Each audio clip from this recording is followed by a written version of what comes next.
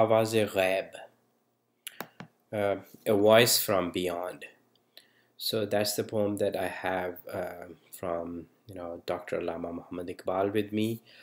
So the addressee of this poem, the person who is addressed, mukhatib in Urdu that we call it.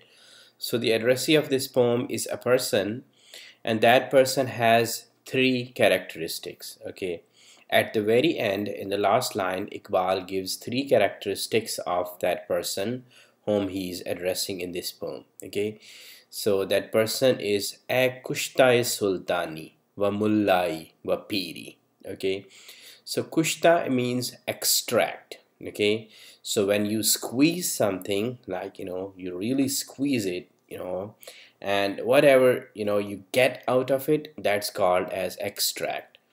So in Quran we have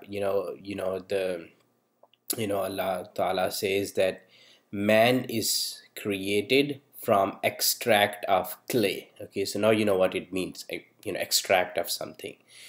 So Iqbal is talking to a person who is kushta-e-sultani, who is extract of sultani wa mullai wa piri. Okay, so these are three terms, rather these are three evils, maybe larger than evils, so let me explain these three.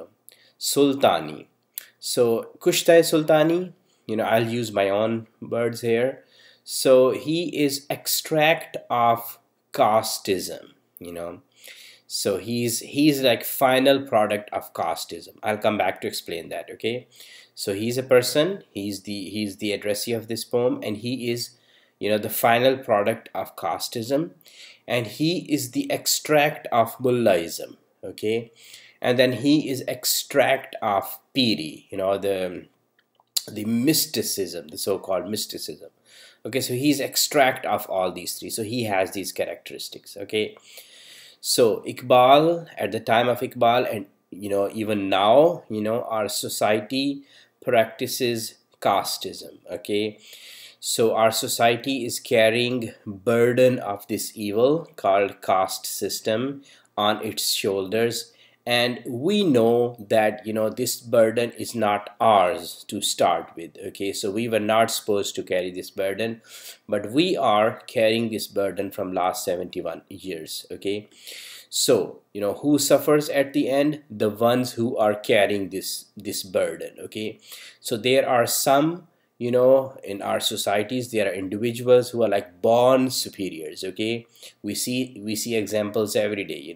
So these individuals, they can run over other people in broad daylight, and they can be captured on cameras, and still nobody can do anything of them. Okay, because they are born superiors. Okay, yep. And then there are individuals, the lowest of the low, who have to bear like the injustice that comes with this casteism. Okay, so this person, the addressee of this poem, is a caste addict. Okay, either he enjoys this addiction, he's of the top ones, upper class, or he is made, he is addicted to it, and he knows that it's bad for him, but still he can't get rid of it because he's addicted to it. He's part of the society.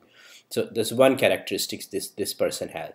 The other one is that our society is breeding ground. It's like so fertile.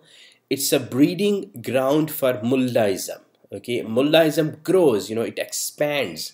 It flourishes in our society, and this person, knowing that mullaism is bad, okay, it has no benefit in it. Okay, we all condemn this, in our talks, in our drawing room talks, we all condemn mullaism, but still the addressee of this poem is a person who, knowing this, he lets mullaism, he grows it onto his mind and his body, simply meaning he is a blind follower. Okay, he follows mullahs. Okay, he doesn't question them, he just follows them. Okay, so this person has a second characteristic. So he's a caste addict, and he is a follower of mullaism, mullaiyat.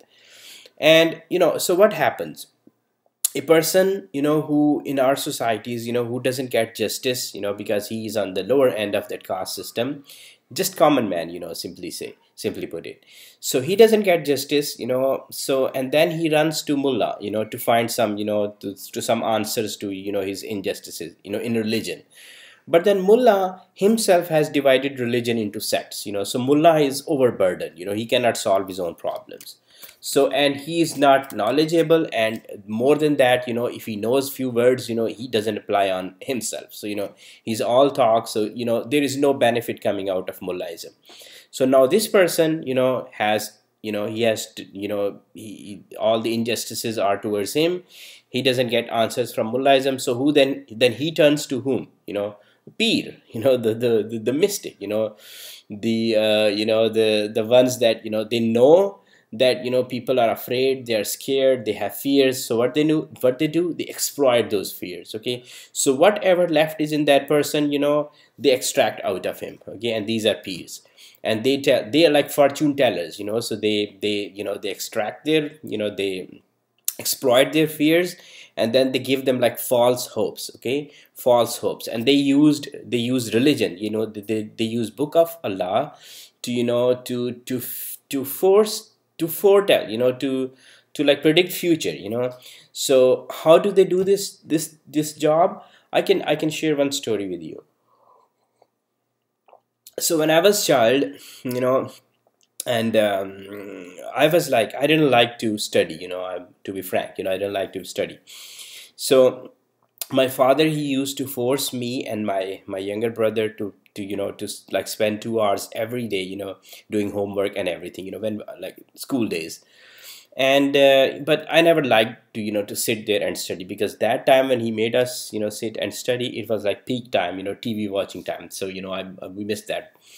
So, he asked us to, to sit, and he kept on watching. He will sit in front of us, and he will keep looking at us, that, we don't like, close our eyes, and, we keep studying.